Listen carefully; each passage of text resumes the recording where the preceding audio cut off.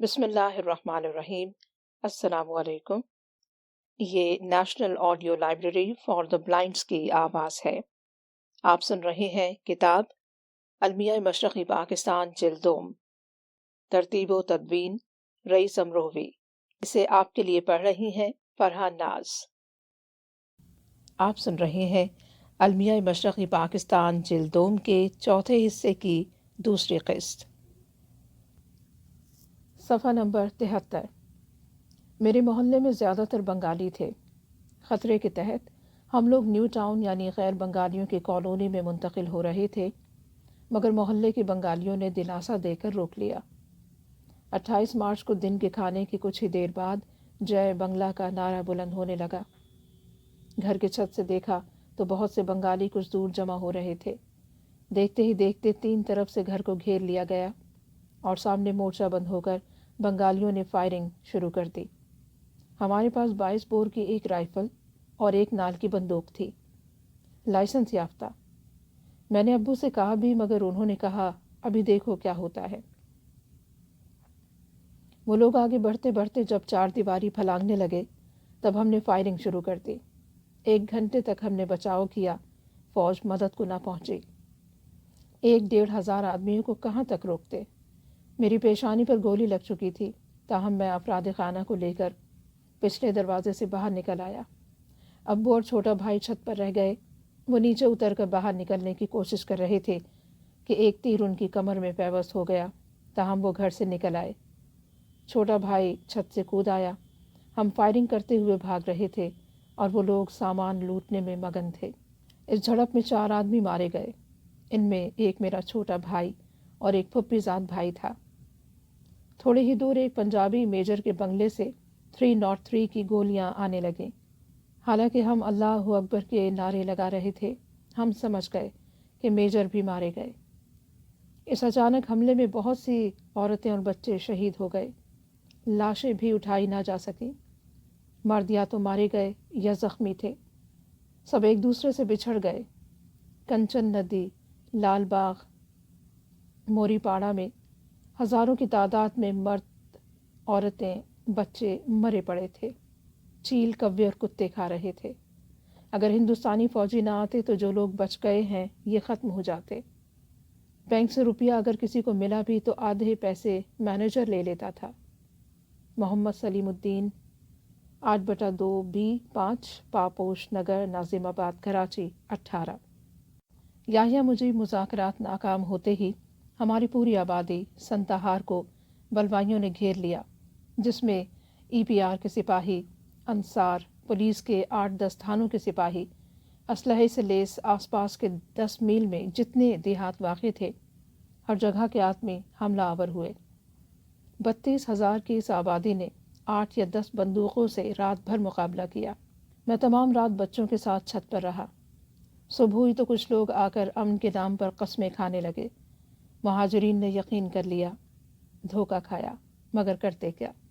سب سمٹ کر جمع ہو گئے اور امن کی قسمیں کھانے والوں نے ہتھیار بھی لے لیے۔ نہتے مہاجروں پر ایسا ظلم ہوا جس کی مثال مشکل سے ملے گی۔ مسجدیں لاشوں اور خون سے بھر گئیں۔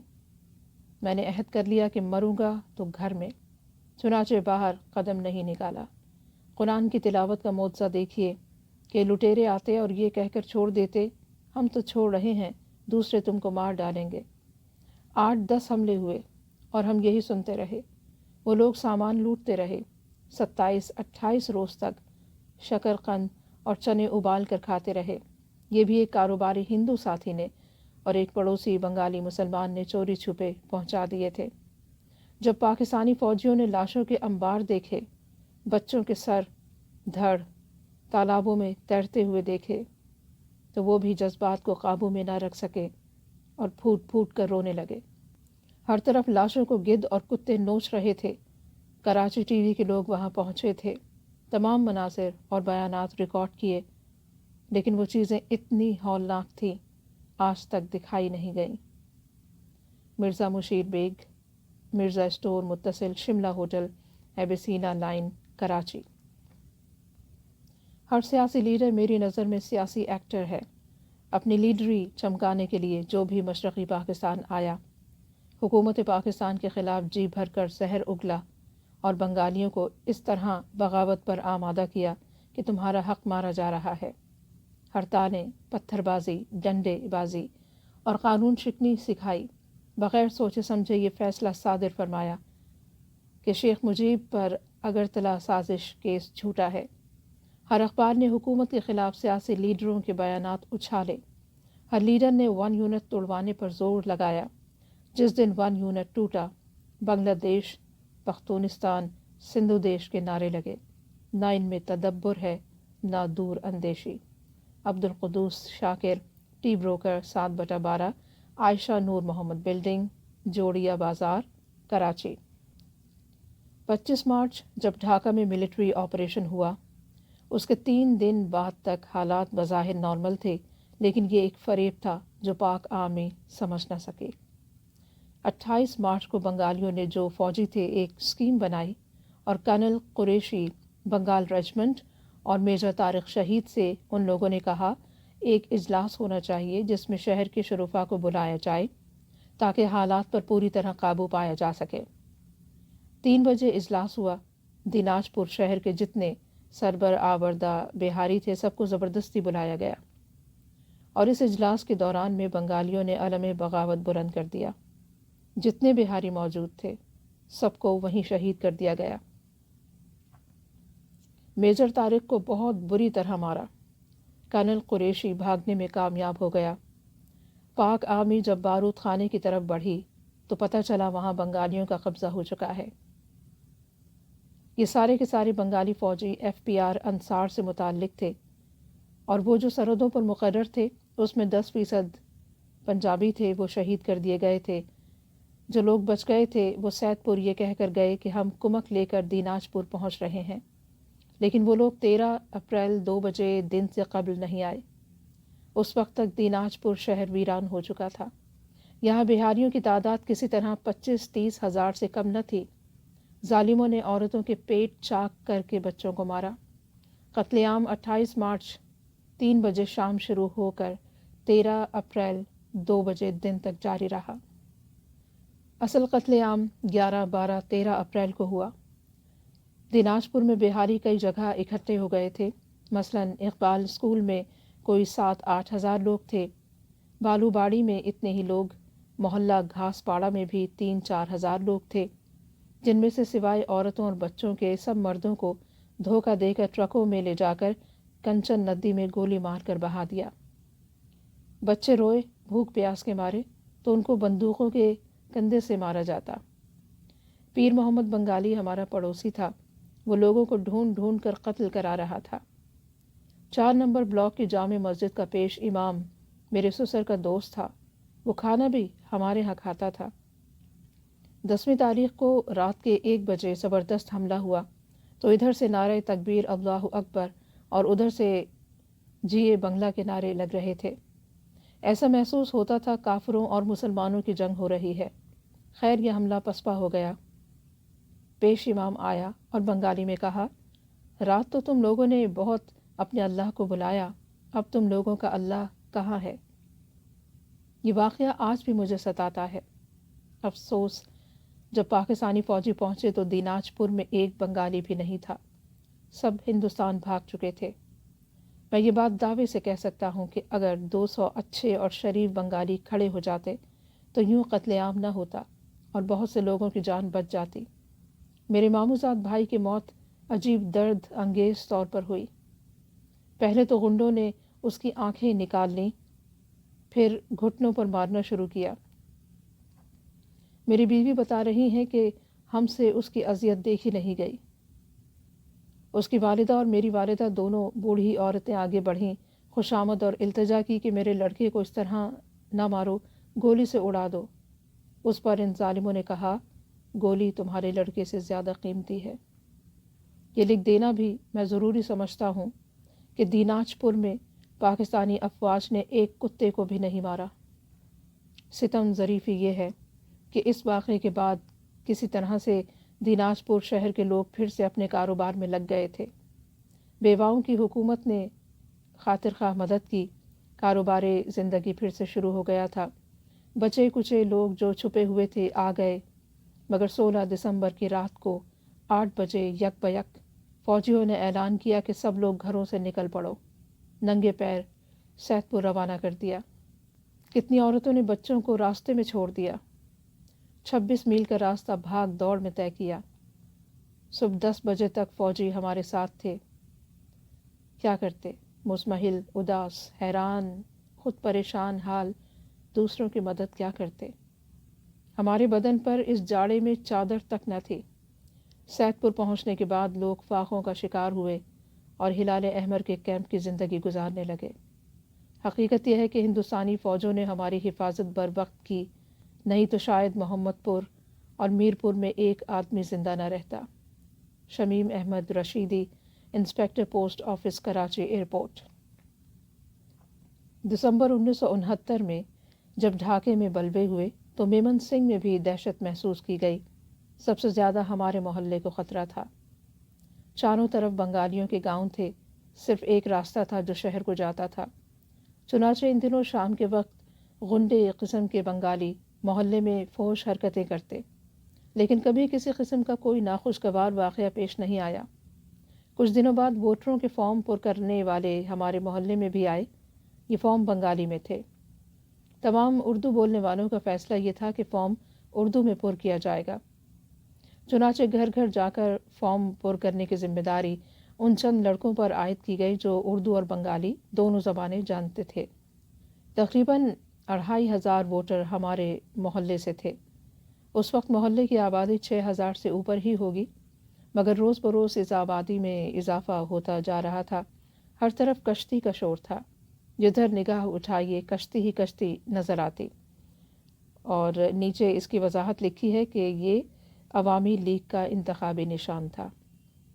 اس شور شرابے میں کمی آئی تو 21 فروری کو یوم شہداء منایا گیا، اتنے جوش و خروش سے کہ تمام سابقہ ریکارڈ ٹوٹ گئے۔ قوم مجیب کے اشارے کے منتظر رہنے لگی۔ 12 مارچ 1971 سے ہر ہڑتال پر سختی سے عمل شروع ہو چکا تھا۔ فضا بدل چکی تھی، لیکن کہیں کسی کو مارنے یا قتل کرنے کے واقعات نہیں ہوئے تھے۔ لوگ یہ دیکھ رہے تھے کہ ہر اسکول اور کالج میں فوجی تربیت دی جا رہی ہے۔ ڈھاکہ مذاکرات پر آنکھیں لگی ہوئی تھی۔ تمام غیر بنگالی دعا کر رہے تھے کسی طرح مجیب راضی ہو جائیں۔ اسی انتظار میں 21 مارچ کا دن بھی آ گیا۔ دکانیں لوٹی جانے لگیں، لوگوں کو زد و کوب کیا جانے لگا۔ 23 مارچ کی رات بڑی خاموش تھی۔ ہر شہر ایک دوسرے سے کٹا ہوا تھا۔ ڈھاکہ ریڈیو خاموش تھا۔ 24 کو یہ خبر میمن سنگھ میں گشت کرنے لگی کہ جنرل ٹکا خان کو مکتی بانی نے ہلاک کر دیا ہے۔ بنگالی اتنے خوش ہوئے کہ ہمارے محلے میں مٹھائی تقسیم کرنے چلے آئے۔ غیر بنگالی مایوس تھے۔ ایک دن EPR کے جوان جو کہ بنگالی تھے فوجی گاڑی میں آئے اور اعلان کیا جن کے پاس ہتھیار ہیں وہ سب ہمارے حوالے کیے جائیں، بصورت دیگر تلاشی لی جائے گی، اور جہاں بھی ہتھیار چھپے ہوئے پائے گئے اس کی سزا گولی سے اڑا دینا ہے۔ محلے کے BD ممبر جناب سردار صاحب کو ان لوگوں نے اپنے ساتھ لیا، اپیل کروائی۔ جب تمام گھروں کے ہتھیار یکجا ہوئے تو ان میں بمشکل 20 بندوقیں اور 200 گولیاں ہوں گی۔ باقی دوسرے چھوٹے ہتھیار ایک جیپ گاڑی میں سما گئے۔ حفاظت کا یہ سامان بھی جب جاتا رہا تو سردار صاحب سمیت بہت سے لوگ پھوٹ پھوٹ کر رونے لگے۔ جب بوجھ ہلکا ہوا تو سب کو چوکس رہنے کی تلقین کی گئی۔ زیادہ سے زیادہ عبادت کے لیے کہا گیا کہ اب خدا ہی بچا سکتا ہے اور وہی یہ مدد کر سکتا ہے کہ پاکستانی فوجی آ جائیں۔ شہر سے زندہ واپس کوئی نہیں آ رہا تھا، محلے سے کون نکلتا۔ اسی نفسا نفسی میں 14 اپریل کا دن بھی آ گیا۔ تقریباً 4 بجے 2 طیارے میمن سنگھ شہر پر پرواز کرتے نظر آئے۔ بعد میں پتہ چلا کہ حلوہ گھاٹ جانے والے راستے پر دریا کے کنارے بم گرے اور ایک کشتی جل گئی۔ یہ وہ راستہ تھا جہاں سے ہر رات کرفیو لگا کر فوجی گاڑیاں بھارت سے میمن سنگھ میں داخل ہوتیں اور پھر نہ جانے کہاں چلی جاتیں۔ فضائیہ کے ان طیاروں کے چلے جانے کے بعد کچھ بنگالی کالونی میں داخل ہوئے اور اونچی آواز میں کہنے لگے کہ بہاریوں کے اشارے پر طیاروں نے بم برسائے ہیں۔ اچانک ان میں سے ایک شخص کسی صاحب کے مکان میں داخل ہو گیا اور چھت پر جا کر ایک سرخ رنگ کا پیٹی کوٹ جو غالباً سوکھنے کے لیے دوسرے گیلے کپڑے کے ساتھ دھوپ میں ڈالا گیا تھا، اتار لایا اور کہا اس کپڑے سے اشارے کیے گئے ہیں، اور شور مچاتا ہوا گاؤں کی طرف نکل گیا۔ میمن سنگھ میں ہر بنگالی کی زبان پر یہ بات تھی کہ ڈھاکے میں بنگالیوں کا قتل عام بہاری کر رہے ہیں، اس لیے یہاں بھی بہاریوں کو قتل کر دیا جائے۔ بہانے ڈھونڈے جا رہے تھے۔ یہ سنہری موقع تھا اور قتل و غارت گری کا بازار گرم کر دیا گیا۔ 14 اپریل کو رات کے 12 بجے EPR کے پنجابی جوانوں پر مکتی باہنی نے حملہ کر دیا۔ محاصرہ تو بہت پہلے سے کر رکھا تھا۔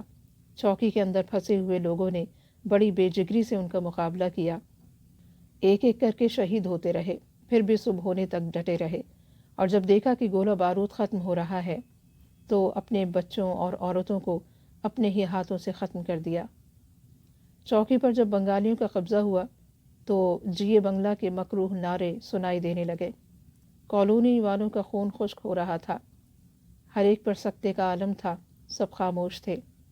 15 اپریل کا سورج نکل چکا تھا، کسی گھر میں آگ نہیں جلی۔ دن چڑھے بنگالی کالونی میں آئے اور یہ اعلان کر دیا کہ آج شہر میں جلوس نکلے گا، اور جو بہاری اس میں شریک نہ ہوگا اسے گولی مار دی جائے گی۔ بیچارے سہمے ہوئے لوگ شہر کی جانب جانے لگے۔ دیکھا کہ جلوس ان چند جوانوں اور ان کے افراد خانہ کا تھا جو آدھی رات تک ڈٹ کر مقابلہ کرتے رہے تھے، اور اب درندوں کے قبضے میں ان کے بے جان جسم تھے۔ ٹرک میں لدے ہوئے سارے شہر میں نعرے فتح کے بلند کیے جاتے رہے تھے۔ بالآخر ریلوے پل جو دریائے برہم پترا پر واقع ہے پر لے جا کر لاشیں دریا میں ڈال دیں۔ جو لوگ جگر پر پتھر رکھ کر یہاں تک آ چکے تھے سر جھکا کر واپس آ گئے، کہیں کوئی اشک بار آنکھیں دیکھ نہ لے۔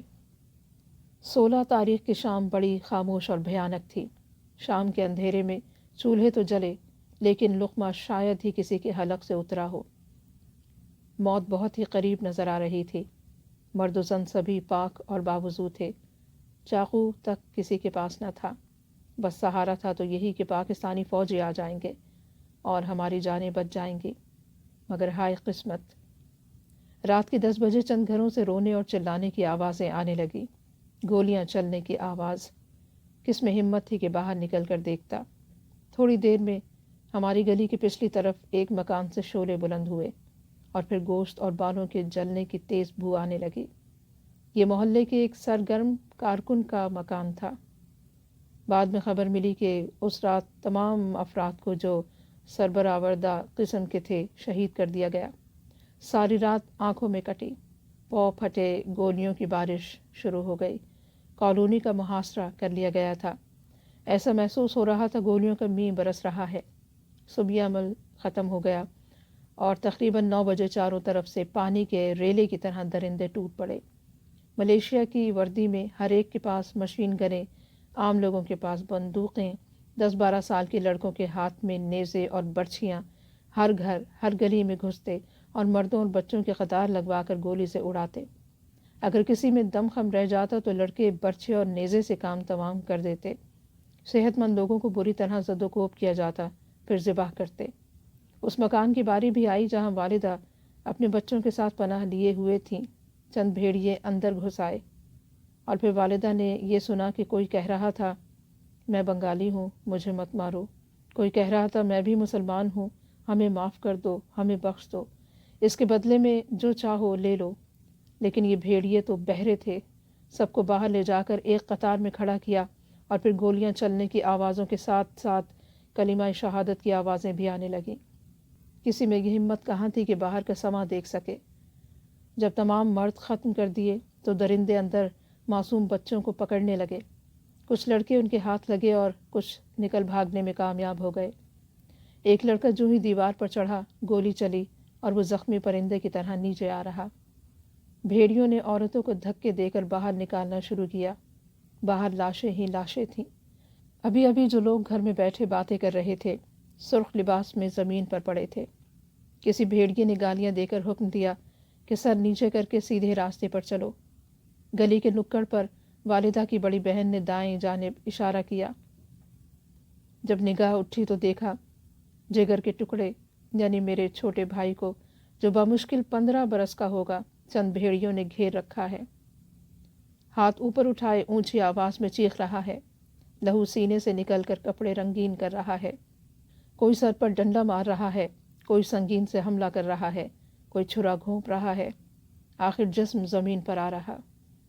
بیٹے کی جانب بڑھنے لگیں تو کسی خاتون نے والدہ کا ہاتھ پکڑ لیا اور کھینچتے ہوئے کہا، بہن عقل سے کام لو، اپنے چھوٹے بچے کا خیال کرو۔ آخری بار مڑ کر دیکھا تو عورتوں کا قافلہ نظر آیا، بیٹا کہیں نظر نہ آیا۔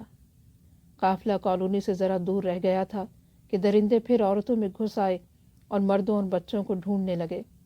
کئی ایک بچے ان کے ہاتھ لگے جنہیں تھوڑی دور لے جا کر گولی سے اڑا دیا گیا۔ ایک شخص نے والدہ کے ہاتھ سے سب سے چھوٹے ہمارے بھائی کو، جو تقریباً 7 سال کا تھا، چھین لیا۔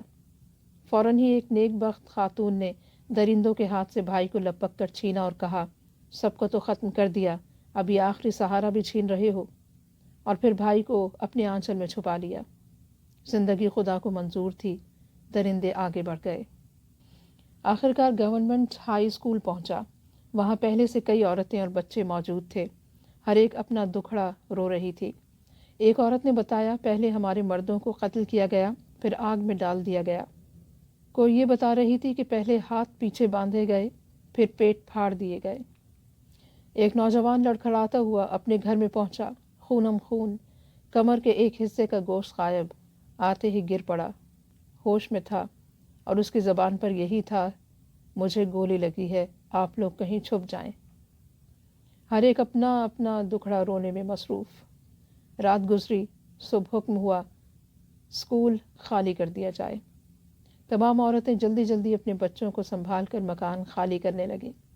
یہاں کسی کسی خاندان کے مرد بھی جو قسمت سے بچ گئے تھے پہنچ رہے تھے۔ یہاں ہماری 13 سالہ چھوٹی بہن بیمار پڑ گئی۔ بھوک پیاس کے علاوہ سردی سے بچنے کے لیے بوریا تک نہ تھا۔ بہن چلنے پھرنے سے معذور ہو گئی۔ والدہ اس قابل نہ تھی کہ گود میں اٹھا کر سیڑھیاں اترتی، چنانچہ بیٹھے رہیں۔ اس بے بسی کے عالم میں کسی تماشائی بنگالی کو ترس آیا اور اس نے کہیں سے ایک گندا لحاف لا کر دیا اور بہن کو گود میں اٹھا کر دوسری منزل سے نیچے اتارا اور اسکول کے باہر تک پہنچا دیا۔ اتنے میں تمام عورتیں بہت دور نکل گئی تھیں۔ بوڑھی عورت اور 4 بچوں کا بوجھ، اور پھر ایک چلنے سے لاچار، ایک قدم چلنا بھی دشوار ہو گیا۔ آخر کسی طرح قافلے کو دیکھتی ہوئی چلتی رہیں۔ راستے میں دونوں طرف لوگ کھڑے تھے اور اس بے بسی پر ہنس رہے تھے۔ آخر یہ سفر شہر کی بڑی مسجد پر جا کر ختم ہوا۔ مسجد کی عمارت بہت وسیع اور 3 منزلہ ہے۔ پوری عمارت عورتوں سے بھری ہوئی تھی۔ والدہ دیر سے پہنچی، تل دھرنے کو جگہ نہ تھی۔ دالان میں کونے میں جگہ ملی۔ خدا کے گھر میں پناہ ملی تو کچھ خدا ترس انسان بھی نظر آئے۔ کھچڑی وغیرہ تقسیم ہونے لگی۔ یہ خوف بھی تھا کہیں زہر ملا ہوا نہ ہو۔ والدہ نے پاخانے کے لوٹے میں لے لی اور خود ایک گھونٹ پی کر بچوں کو بھی پلا دیا۔ ایک لوٹے سے 5 بچوں کی پیاس بھی مشکل سے بجھی۔ بیمار بہن کے حلق سے کچھ بھی نہ اترا۔ رات کٹی، صبح مسجد میں کچھ مرد نظر آنے لگے۔ ان لوگوں کا بچنا بھی معجزہ تھا۔ پڑوس کے ایک لڑکے نے، جو میرا کلاس فیلو بھی تھا، والدہ کو اس عالم میں دیکھا تو تڑپ اٹھا۔ کہیں سے ٹوٹا ہوا مٹی کا برتن اٹھایا اور کھچڑی سے بھر لایا، بچوں اور والدہ کو کھلایا۔ بچوں کو رکشے میں ڈال کر سرکاری ہسپتال میں لے گیا۔ وہاں سے دوپہر کے وقت بہن کو لے کر واپس آیا، چند گولیاں دیں اور ڈاکٹر کی ہدایات بیان کر کے روتا ہوا چلا گیا۔ مغرب کے وقت بیمار کو خون کی قے ہوئی، چند ساعت بعد جسم بے جان ہو گیا۔ جانے خدا کی بندی کو کیا روگ لگ گیا تھا، ایک رات میں چلنے پھرنے سے معذور ہو گئی۔ دوسرے دن آنکھیں بے نور ہو گئی تھیں۔ آخر شام ڈھلے، چراغ گل ہو گیا۔ لوگوں کے کہنے پر والدہ نے گندے پھٹے ہوئے لحاف میں لپٹی ہوئی لاش مسجد کی مؤذن کے حوالے کر دی اور صبر کر لیا۔ کوئی دلاسا دینے والا بھی نہ تھا۔ اسی طرح 25 اپریل کی رات بھی آ گئی۔ شام کو بڑی ہلچل تھی۔ رات گئے ماحول ہی بدل گیا۔ جیل سے تمام قیدی رہا کر دیے گئے۔ اس سے بچے کچے لوگوں میں اور بھی سنسنی پھیل گئی۔ لیکن اب بھیڑیے نظر نہیں آ رہے تھے۔ شہر سے بنگالی بھاگنے شروع ہو گئے۔ آدھی رات کے بعد کافی دور سے گولے پھٹنے کی آوازیں آنے لگیں اور فضا میں پھلجھڑیاں سی چھوٹتی نظر آئیں، اور پھر یہ آواز قریب سے قریب تر آنے لگی۔ تمام شہر سنسان ہو چکا تھا۔ قیامت کے دن گزارنے والوں کی آنکھوں میں خوشی کے موتی چمک اٹھے۔ صبح 10 بجے قریب سے اللہ اکبر کی صدا بلند ہوئی تو مردوں اور عورتوں اور بچوں نے مل کر اللہ اکبر کے نعرے بلند کیے۔ چند منٹ بعد جب پاک افواج کے قدم مسجد کی سیڑھیوں پر پہنچے تو عورتوں اور جوانوں بیواؤں کی دل خراش چیخوں سے آسمان گونج اٹھا۔ یہ منظر جوانوں سے نہ دیکھا گیا۔ آنکھیں پہلے جھک گئیں اور پھر انگارہ بن گئیں، لیکن بھیڑیے بچ نکلنے میں کامیاب ہو گئے تھے۔ ظفر احمد 2/247 ڈرگ کالونی کراچی 25۔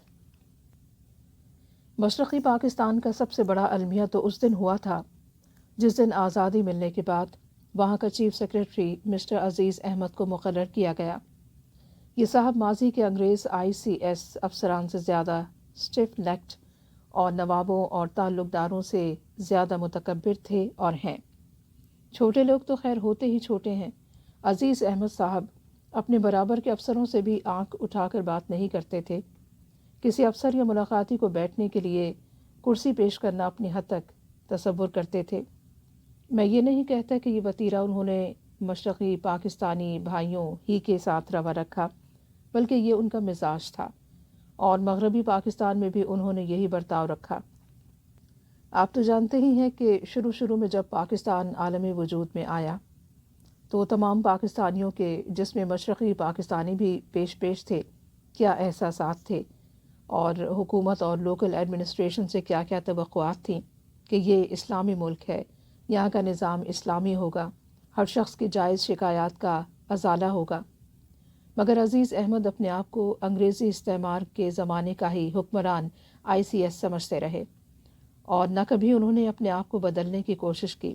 چنانچہ ہوتا یہ تھا کہ مشرقی پاکستان کے بڑے بڑے مقتدر لیڈر ان سے ملنے آتے تھے، اور باوجود یہ کہ پہلے سے وقت متعین ہوتا تھا، انہیں 2 گھنٹے باہر بیٹھ کر واپس جانا پڑتا۔ چپڑاسی آ کر کہہ دیتا کہ صاحب بہت مصروف ہیں، آج نہیں مل سکیں گے۔ کئی لیڈروں نے شہید ملت لیاقت علی خان سے شکایت کی۔ مشرقی پاکستان میں عزیز احمد کی وجہ سے یہ احساس عام تھا کہ گورا انگریز تو چلا گیا، مگر ہم پر کالا انگریز مسلط کر دیا گیا ہے، تاکہ حکومت پرانے طریقے پر ہی قائم رہے۔ لیاقت مرحوم کچھ تو ہندوستان کی پیدا کردہ مشکلات میں الجھے ہوئے تھے، اور کچھ نوکرشاہی مشیروں کے ہاتھوں مجبور تھے۔ نتیجتاً عزیز احمد مشرقی پاکستان پر حکمرانی کرتے رہے۔ کاش شروع میں ہی اکرام اللہ مرحوم یا NM خان کو مشرقی پاکستان کا چیف سیکریٹری مقرر کر دیا جاتا تو اس وقت ہمیں ان حالات کا سامنا نہ کرنا پڑتا۔ میرے ایک مشرقی پاکستانی دوست نے، جو کومیلا کے رہنے والے ہیں اور جنون کی حد تک مذہبی اور پاکستانی ہیں، 5 سال پہلے مجھ سے کہا تھا، پاکستان قائم ہونے کے بعد مشرقی اور مغربی پاکستانیوں میں نفرت تو درکنار، کوئی بنگالی مسلمان یہ تصور بھی نہیں کر سکتا تھا کہ بنگلہ بھی ایک قومی زبان ہو جائے گی۔ ہم سب نے مل کر پاکستان کی تحریک چلائی تھی، اور اس کی بنیاد تھی ایک خدا، ایک رسول، ایک مذہب، ایک قوم اور ایک زبان۔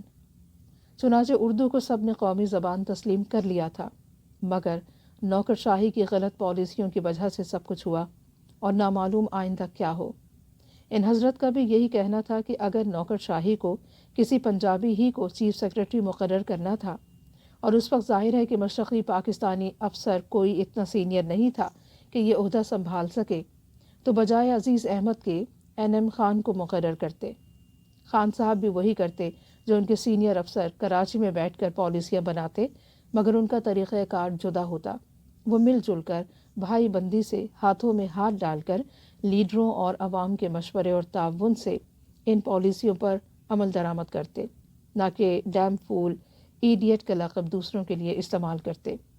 نفرت کا جو بیج عزیز احمد بو آئے تھے، آج ایک مہیب درخت بن گیا ہے، جس کا سایہ دونوں حصوں کا احاطہ کیے ہوئے ہے۔ یونس علی، 61 رمنا 7، اسلام آباد۔ نومبر یا اکتوبر 1969 میں ڈھاکہ میں بنگالی و غیر بنگالی فسادات ہوئے تھے۔ اس وقت میں وہیں تھا اور بڑی مشکل سے بھاگ کر دفتر سے گھر پہنچا تھا۔ جب سے میرا تبادلہ ڈھاکے ہوا تھا، یہ محسوس کر رہا تھا بنگالی ہمیں ناپسندیدہ گروہ سمجھتے ہیں۔ اگرتلا سازش کی برسر عام کارروائی سے ایوب خان کی حکومت کو فائدہ پہنچا ہو یا نہ پہنچا ہو یہ میں نہیں بتا سکتا، لیکن غیر بنگالیوں کے خلاف نفرت کے جذبے کو کافی ہوا ملی۔ رہی صحیح کسر انتخابات کی مہم نے پوری کر دی۔ اعلانیہ یہ جذبہ نفرت انتخابی مہم کے سائے میں بھڑکایا گیا، لیکن غیر بنگالیوں کی بار بار حکومت کو اس کی طرف متوجہ کرنے کے باوجود کچھ نہ کیا گیا۔ اس کے بعد مارچ 1971 کی سول نافرمانی کی تحریک شروع ہوئی، جو صحیح معنوں میں بغاوت تھی، لیکن پھر بھی حکومت نے کوئی مؤثر کارروائی نہ کی اور اس تحریک کو تقریباً 18 دن چلنے دیا۔ اس تحریک کی آڑ میں غیر بنگالی جو ڈھاکہ شہر کے مختلف علاقوں میں آباد تھے لوٹے گئے، ان کی دکانیں لوٹی گئیں، حکومت خاموش تماشائی بنی رہی۔ ڈھاکہ سے باہر رہنے والے غیر بنگالیوں پر کیا گزری یہ تو تقریباً سبھوں کو معلوم ہے۔ 25 مارچ 1971 کو فوجی ایکشن وقوع پذیر ہوا۔ اس رات کو بھی میں ڈھاکہ میں تھا اور محمد پور میں مقیم تھا۔ ویسے جنرل ٹکا خان نے ہمت کر کے فوجی کارروائی شروع تو کر دی، لیکن جیسا کہ بعد میں معلوم ہوا یہ بہت بڑا جوا تھا۔ غیر بنگالی فوجی بہت کم تعداد میں تھے اور ڈھاکہ میں مقیم پولیس، ایسٹ پاکستان رائفلز اور فوجی جن کا تعلق بنگال سے تھا وہ تقریباً سارے کے سارے باغی ہو گئے تھے اور مسلح تھے۔ بہرکیف 25 مارچ کی رات ہم لوگوں نے جاگ کر اور دعاؤں میں کاٹی، چونکہ اس کا احتمال تھا کہ اگر مسلح بنگالی فوج اور پولیس والے انتقاماً ہم پر پل پڑے تو محدود تعداد میں فوج اس قابل نہ تھی کہ ہماری مدد کرتی اور شہر کو بھی قابو میں رکھنے کی کوشش کرتی۔ شکر خدا کا عزت بچ گئی اور شہر ڈھاکہ پر مکمل کنٹرول صبح ہوتے ہوتے ہو گیا۔ فوج میں غیر بنگالیوں کی کمی کا اندازہ اس سے کریں کہ ڈھاکہ پر فوجی کارروائی شروع ہوئی، لیکن نارائن گنج جو ڈھاکہ سے صرف 12 میل دور ہے 2 روز بعد فوج گئی۔ اس دوران میں PIA کے خصوصی طیاروں میں فوج مغربی پاکستان سے منگوائی گئی۔ 25 مارچ کی فوجی کارروائی کے بعد بہت سے کارخانہ دار نجی اور عوامی شعبے میں پرزہ جات کی کمی اور دیگر فنی وجوہات کی بنا پر پریشان تھے اور پیداوار میں کمی واقع ہو رہی تھی۔ جنرل ٹکا خان کے حکم پر محکمہ صنعت حکومت پاکستان اور ہمارے ادارے کے غیر بنگالی انجینئروں نے پورے صوبے کا دورہ کیا اور تمام کارخانے والوں سے مل کر ان کی ضروریات یعنی فاضل پرزہ جات معلوم کر کے ہمارے کارخانے میں بنوانے اور متعلقہ کارخانوں تک پہنچانے کا کام سپرد ہوا۔ ابھی ہم اس میں مصروف تھے کہ فوجی ضروریات فاضل پرزہ جات کے لیے بھی ہماری صلاحیتوں کو استعمال کرنے کا حکم ملا۔ ہمارے بنگالی بھائی یہ ذمہ داری لینے پر خوش نہ تھے کیونکہ اس سے ان کے پروگرام میں گڑبڑ پیدا ہونے کی توقع تھی۔ ان کا مقصد صوبے کی معیشت کو تباہ کرنا تھا تاکہ عوام کو آزاد بنگال کا خواب دکھایا جا سکے۔ مزید فوجی نوعیت کا کام ہمارے ادارے میں ہونے پر تو وہ بالکل ہی عدم تعاون پر اتر آئے، لیکن غیر بنگالی افسروں اور عملے کے لوگوں نے غیر معمولی جرات اور استقلال سے کام لے کر فوجی اور صنعتی اداروں کی ضروریات کو پورا کرنے کا عزم کر لیا اور کر دکھایا۔ اس کے لیے ان کو مقررہ اوقات سے کئی گنا زیادہ کام کرنا پڑا اور چھٹی کے دن بھی یہ سب کچھ انہوں نے ہنسی خوشی قبول کیا۔ فوجی نوعیت کا کام تقریباً 6 مہینے ہوا۔ فاضل پرزہ جات بنائے، عارضی پل بنانے کا سامان، ریل کا نظام جولائی 1971 تک تقریباً تباہ ہو چکا تھا۔ ہندوستانی شرپسندوں اور مکتی باہنی نے جو دیہات میں چھپے ہوئے تھے تباہی مچا رکھی تھی۔ نقل و حمل کا واحد طریقہ خشکی سے براہ سڑک اور دریا سے قائم تھا۔ فوجیوں کی نقل و حرکت کو روکنے کے لیے مکتی باہنی اور ہندوستانیوں نے پلوں کو اڑانا شروع کر دیا۔ فوج کو بہرحال ان سڑکوں کو استعمال کرنا تھا، جبکہ ریل کا نظام معطل تھا۔ اس کے لیے عارضی قسم کے پل جو گاڑی میں رکھ کر سفر میں لے جائے جا سکتے تھے اور استعمال کر کے پھر گاڑی میں ڈال دیے جاتے تھے، ہمارے کارخانے میں بڑے پیمانے پر بنتے رہے، یہاں تک کہ جنگ چھڑ گئی۔ اس کے علاوہ ہندوستانی شرپسند ایک خاص قسم کا سرنگ جو کہ بہت ہی چھوٹے گیند کی طرح کا ہوتا ہے اور بالکل گھاس کے رنگ سے ملتا ہوا اس کا خول ہوتا تھا، استعمال کر رہے تھے۔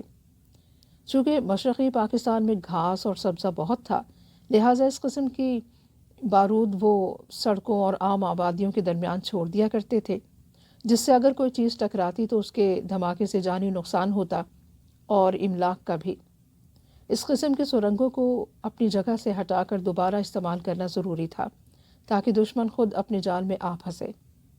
اس کے لیے ایک خاص قسم کا لوہے کا پکڑنے والا آلہ درکار تھا جس کو سیفٹی کلچ کہتے ہیں۔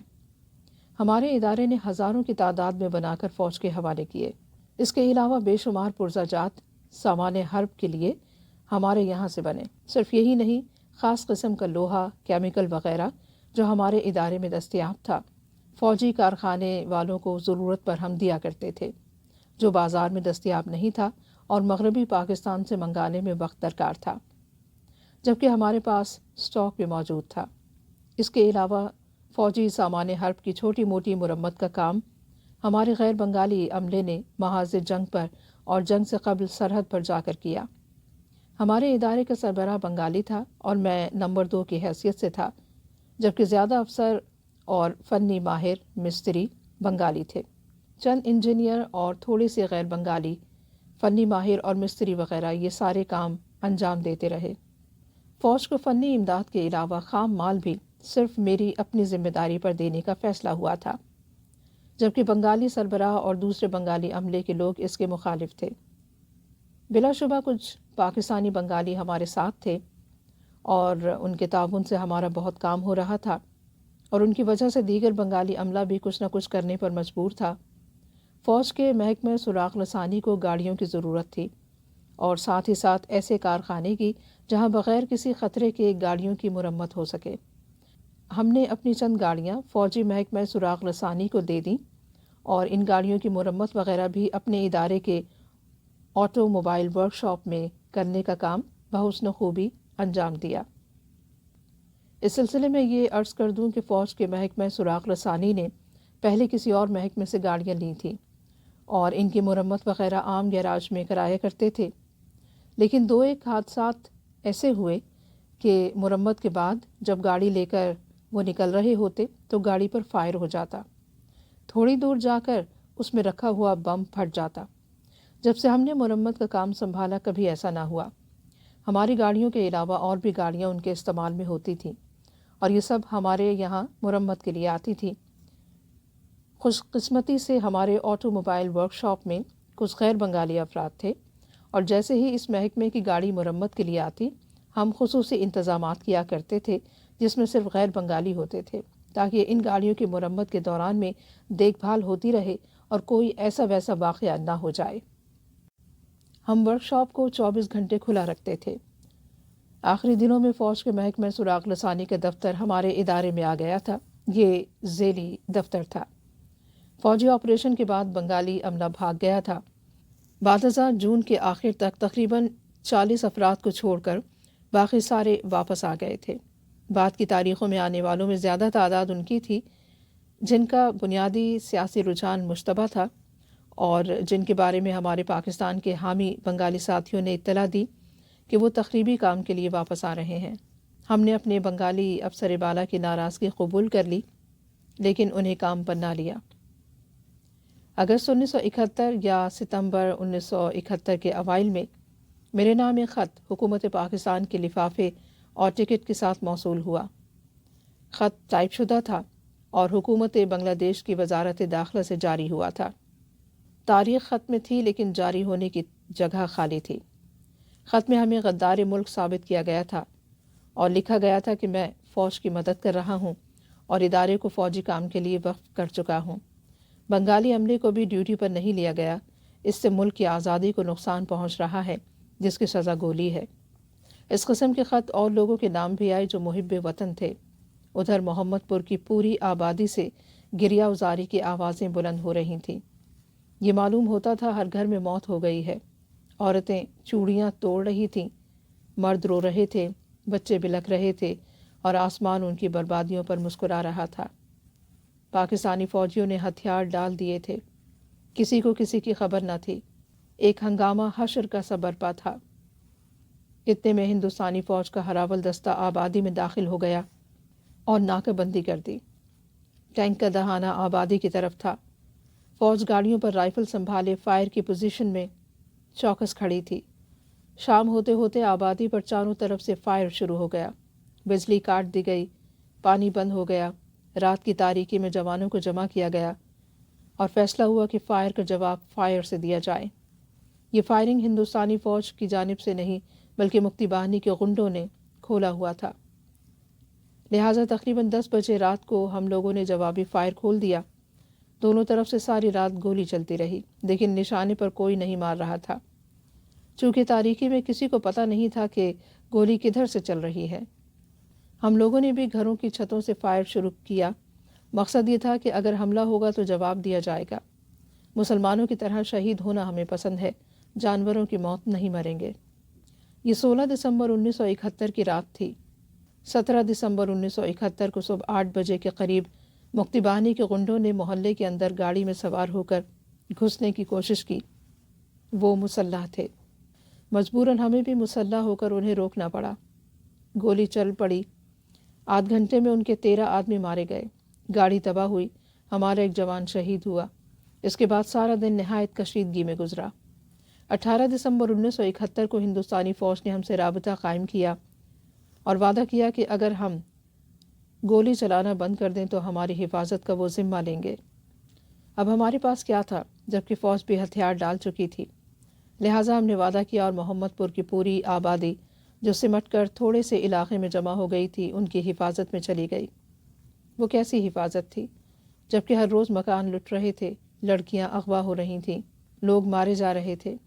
ہمارا مکان 16 دسمبر 1971 کی رات کو لوٹ لیا گیا۔ پھر خبر ملی کہ ڈھاکہ ٹی وی اور ریڈیو سے ہمارے گرفتار کرنے والے کو نقد انعام دینے کا اعلان کیا گیا ہے۔ ہم پر بنگلہ دیش سے غداری کا الزام ہے۔ کبھی کسی مکان میں، کبھی چھتوں پر، پانی کی ٹینکی میں، کبھی کہیں چھپتا رہا اور بچوں کو چھپاتا رہا۔ مئی کے اوائل یعنی مئی 1972 میں اپنے ایک بنگالی پاکستانی دوست کے ہمراہ ڈھاکہ سے چٹاگاؤں گیا تاکہ وہاں سے برما ہوتا ہوا پاکستان جاؤں۔ خیال یہ تھا کہ اگر راستہ مل گیا تو اپنے بچوں کو بنگالی دوست کے ذریعے بلا لوں گا۔ وہاں چند روز قیام کر کے ناکام ڈھاکہ واپس آیا اور پھر ایک خیر بنگالی کی مدد سے نقلی پرمٹ پر ہندوستان کے لیے بذریعہ ہوائی جہاز کلکتہ روانہ ہو گیا۔ اس زمانے میں نقلی پرمٹ پر ہزاروں لوگ آئے، اس میں پولیس، پاسپورٹ آفس کا عملہ، ایئرپورٹ کا عملہ سب ملا ہوا تھا۔ پھر کلکتہ سے نیپال اور پاکستان پہنچا۔ میں ڈھاکہ میں پٹاک میں چیف ایڈمنسٹریٹو آفیسر تھا اور میرے ماتحت ڈھاکہ، چٹاگاؤں، لاہور، کراچی اور پشاور کے دفاتر تھے۔ میں اس ادارے کا نمبر 2 افسر تھا جبکہ میرے اوپر ادارے کا سربراہ جنرل مینیجر تھا۔ سمیع الرحمان، 715 اے بلاک ایچ، نارتھ ناظم آباد، کراچی۔